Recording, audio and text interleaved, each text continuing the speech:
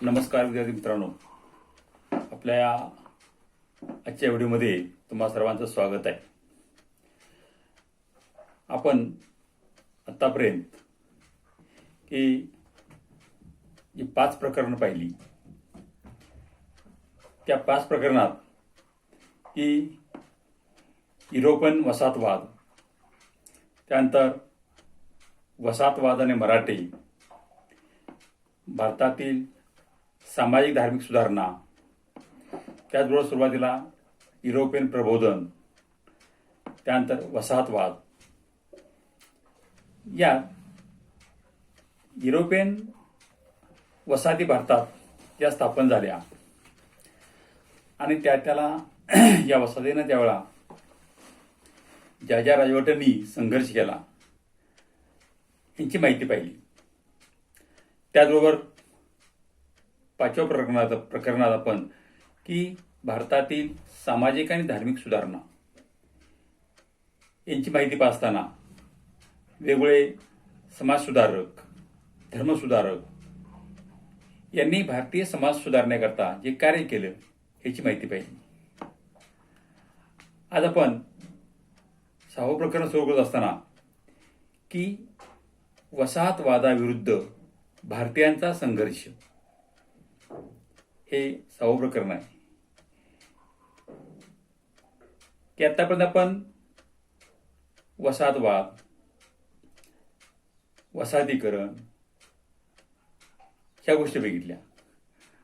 आता आपण इथून पुढे ह्या ज्या वसाहती होत्या या वसाहतीचं निर्वसाहतीकरण या प्रक्रियेकडे आपण सुरू करतो आहोत.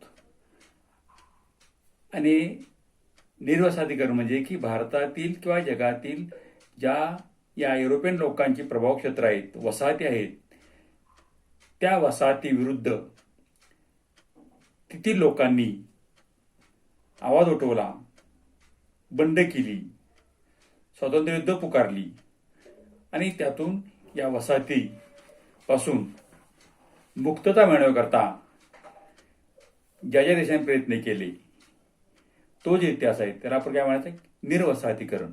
म्हणजे या वसाहतीपासून मुक्त व्हायचं, निर्वसाहतीकरण. तर आतापर्यंत आपण युरोपियनच्या वसाहती बघितल्या की त्यांनी जगाच्या पाठीवर असेल भारतात, आशिया खंडात ज्या वसाहती स्थापन केल्या आणि त्यावेळा तेथील राजसत्ताने त्यांना संघर्ष केला. तो संघर्ष न जुमानता यांनी वसाहती स्थापन केल्या आणि तिथल्या लोकांची पिळवणूक केली, आर्थिक पिळवणूक केली, त्यांच्यावर राजकीय सत्ता त्यांनी भोगायला सुरुवात केली. मग यातून त्या जनतेमध्ये या युरोपियनच्या विषयी मनात चीड निर्माण व्हायला लागली आणि यातून हळूहळू ही निर्वसाहतीकरणाची प्रक्रिया सुरू झाली. मग ती भारतच नाही, प्रत्येक जगातील देशात की ह्या वसाहतीपासून मुक्तता मिळवायची अशा दृष्टीनं या वेगवेगळ्या देशांनी प्रयत्न सुरू केले. हे पाहत असताना की आपण इथं की वसाहतवादाविरुद्ध भारतीयांचा संघर्ष की आपण बघितलं की 1600 सालापासून युरोपियन भारतात आले. मग 17वं शतक, 18वं शतक ह्या 200 वर्षात त्यांनी भारतात हळूहळू संपूर्ण भारतभर आपलं साम्राज्य निर्माण केलं. आणि पाठव्या प्रकारात बघितलं की 1818 की मराठ्यांचं शेवटचं साम्राज्य संपवलं आणि त्या ठिकाणी इंग्रजांनी भारतात आपला पूर्णपणे अंमल स्थापन केला आणि भारतीयांची आर्थिक पिळवणूक करायला सुरुवात केली. आणि फक्त आर्थिक पिळवणूक म्हणण्यापेक्षा भारतीय लघु उद्योग, कुटीर उद्योग बंद पाडले, भारताने सत्ता स्थापन केली. त्यामुळं की भारतीयांच्या मनात इंग्रजांविरुद्ध असंतोष निर्माण व्हायला लागला आणि त्यामुळं त्या इंग्रजांची जुलमी राजवट ही नाहीशी केली पाहिजे. ह्याच्याकरता जो भारतीयांनी सगळा संघर्ष सुरू केला, मग ते भारताच्या वेगवेगळ्या भागात असेल, महाराष्ट्र असेल किंवा इकडं उत्तरेत असेल, दक्षिणेत असेल, ठिकठिकाणी हा सगळा संघर्ष या संघर्षाची माहिती आपण या प्रकरणात पाहिजे. मग हा संघर्ष पाहत असताना हिचे एक वेगळे भाग आहेत की 1857ला जो उठाव झाला त्याला म्हटले की स्वातंत्र्य युद्ध. 57च्या अगोदरच्या काही घटना, त्यानंतर 1857 नंतरच्या घटना, त्यानंतर 1885 राष्ट्रसभेची स्थापना आणि राष्ट्रसभेच्या स्थापनेनंतरचा स्वातंत्र्य लढा, या सगळ्या घटना यांचा अंतर्भाव या स्वातंत्र्य किंवा संघर्षात होत असतो. हे पाहताना आपण एक एक मुद्दा आपण बघत जायचे. सुरुवातीला आपण येत बघायचं आहे की 1857च्या पूर्वीची उठाव किंवा लढे, म्हणजे 1857ला इंग्रजांच्या विरुद्ध सर्व भारतीयांनी लढा पुकारला, परंतु हा लढा अपयशी झाला. मग 1857ची संघटित भावना येईपर्यंतच्या अगोदर सुद्धा की ठिकठिकाणी या भारतातील सशस्त्र लढे हे वेगळे झाले, त्यांची आपण पहिल्यांदा माहिती पाहिजे. ही पाहत असताना की यात भिल्लांचे उठाव, त्यानंतर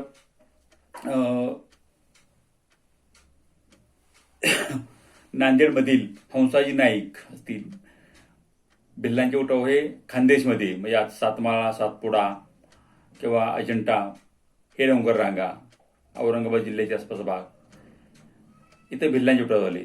त्यानंतर नांदेड या ठिकाणी हंसाजी नाईक यांचे उठाव झाले. त्यानंतर सातारला नायकांचे उठाव, सावंतवाडी, त्यानंतर कोल्हापूरला मराठ्यांच्या किल्लेदारांचे उठाव, अशा वेगळ्या या घटनांचा समावेश हा 1857च्या लढ्याच्या अगोदरची उठाव आहे.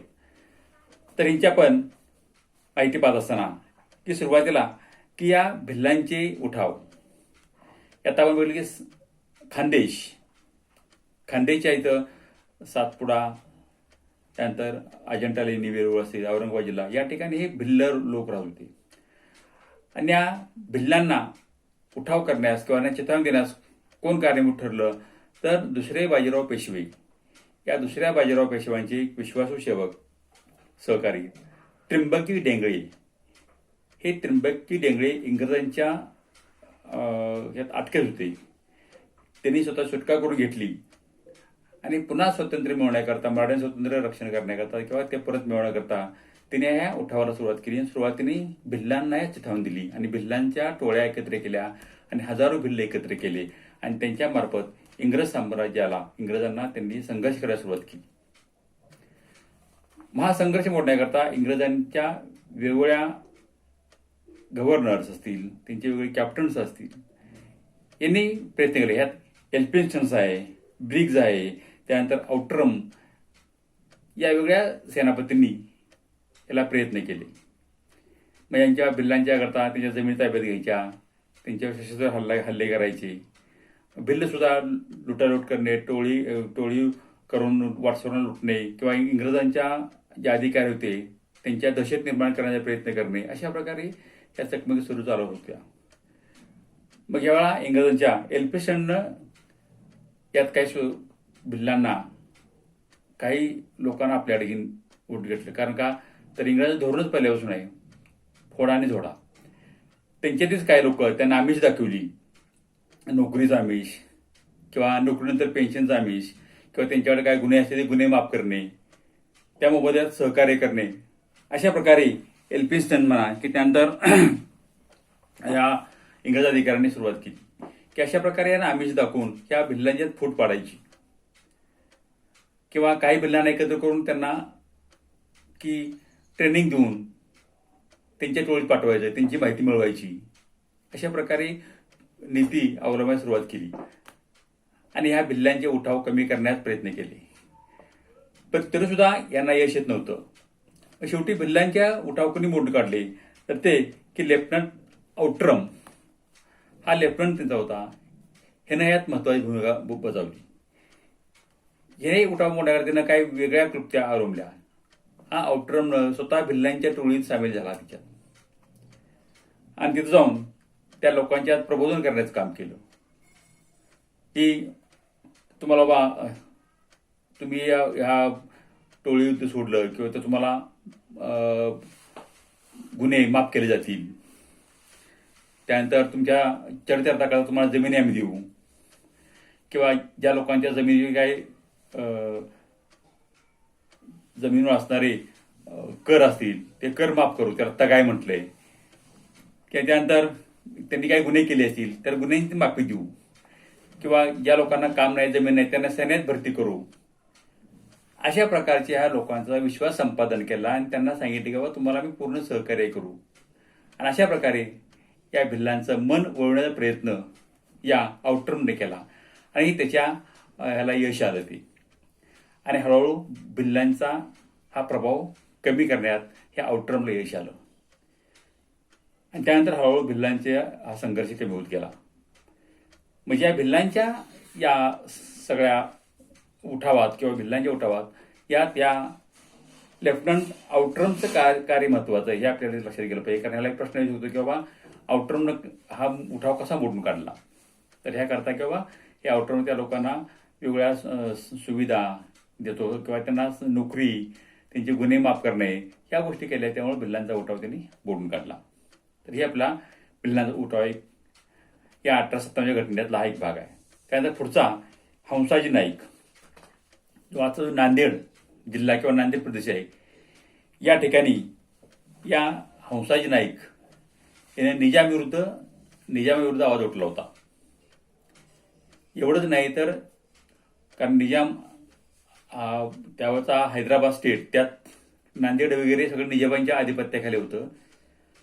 आणि स्वतंत्र भारतानं किंवा त्यावेळा तो निजामाच्या साम्राज्यात संस्थानात जायला तयार नव्हता आणि त्यानं निजामाला आव्हान दिलं होतं आणि तो निजामाला जुमानत नव्हता. एवढंच नव्हे तर निजामातील ताब्यातील काही किल्ले या हंसाजीनं जिंकून घेतलं होतं, काही भूप्रदेश जिंकून घेतला होता. त्यामुळे ह्या निजामानं शेवटी ही इंग्रजांची मदत घेतली आणि इंग्रजांच्या मदतीनं, इंग्रजांच्या सहाय्य घेऊन या हंसाजी विरुद्धनं युद्ध पुकारलं. आणि शेवटी इंग्रजांच्या सैन्यापुढे हंसाचं काही चाललं नाही आणि हे युद्ध जवळजवळ 25-30 युद्ध चाललं होतं. एक 400-500 इंग्रज शस्त्र आणि निजामाचं सैन्य. या शेवटी हंसाजीचा पराभव झाला. अशा प्रकारे हंसाजीचं इथं बंड हे निजामानं इंग्रज सैन्याने मोडून काढलं. हे दुसरं पहिलं भिल्लांचं. त्यानंतर या हंसाजी नाईक. यानंतर तिसरा महत्त्वाचा मुद्दा उठला तर तो म्हणजे की साताऱ्याचं बंड, की चतुरसिंग याच्या नेतृत्वाखाली सातारा जिल्ह्यात रामोशी लोक यांनी उठाव सुरू केला होता. आता हे रामोशी ही जमात म्हणजे की धाडसी, चोरी करणारी किंवा टोळी राहणारी, टोळीयुद्ध करणारी अशी ही रामोशी जात म्हणायचं समाज, रामोशी समाज, की धाडसी वगैरे असा. आणि हा चतुरसिंग यांचा प्रमुख होता आणि त्याच्या नेतृत्वाखाली लोकांनी उठाव केला. पंचायत या रामोशापैकी संतू नाईक आणि उमाजी नाईक हे यांचे म्होरके होते. आणि त्यांनी हा उठाव रामोशींचा जोरदार चालला होता. हा पूर्ण इंग्रजांविरुद्ध उठाव त्यांनी केला होता आणि यात त्यांनी इंग्रजांचं राज्य मोडून तिथं आपलं राज्य स्थापन करायचं असा ते मोठं हुकूमत काढला होता.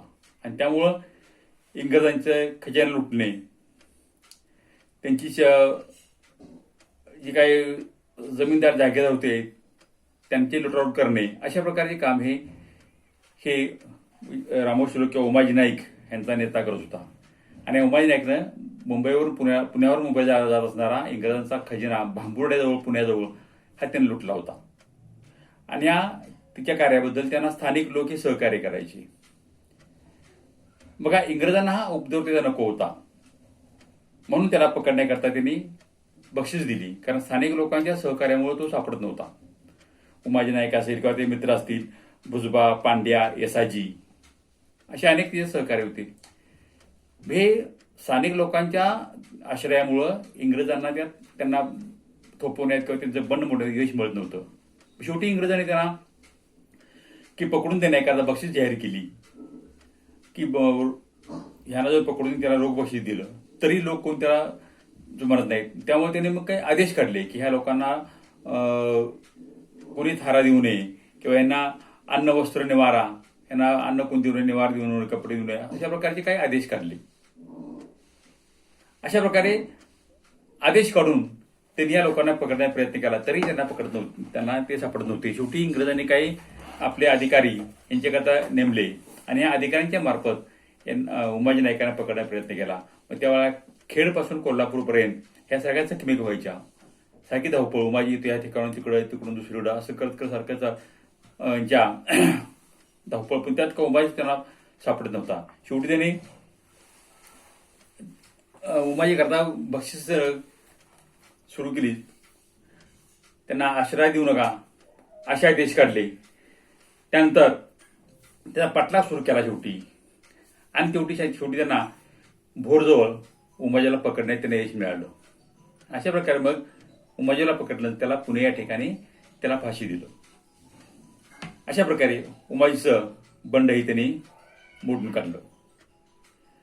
म्हणजे 1857 पूर्वी भिल्लांचं बंड, नायकांचं बंड, रामोशींचं बंड, कारण ह्या इंग्रजांच्या या अन्यायिक धोरणाविरुद्ध हे भारतात उठाव होत होते.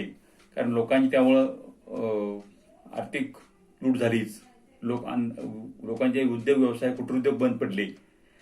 त्यामुळे ही शासन नको म्हणताना अशा लोकांनी ठिकठिकाणी उठाव सुरू केले. मग यानंतर रामोशानंतर की सावंतवाडीच्या सावंतांनी उठाव केले. पुढे ते इंग्रजांनी मोडून काढले. त्यानंतर इंग्रजांनी त्याकरता त्यांचे जो स्पुलर होता पॉलिटिकल, त्यांचा म्हणजे या संस्थानिक दरबाराचे काही त्यांच्या अधिकार होते, अशांचे काही सहाय्य घेऊन इंग्रजांनी वेगळ्या लोकांचे सहाय्य घेऊन, त्या लोकांच्याच काही फुटरांचे सहाय्य घेऊन हे सगळे उठाव मोडून काढले. यानंतर कोल्हापूरचे जे मराठी सरदार होते, किल्लेदार होते, मग 1818 पूर्वी मराठ्यांचे राज्य होतं, त्यावेळेला किल्लेदारांना या मराठ्यांच्या खजिन्यातून किंवा त्यांना पगार मिळायची, किल्ल्याच्या दगडी त्यांना ठराविक रक्कम मिळायची, त्यांना जहागिरी मिळायच्या.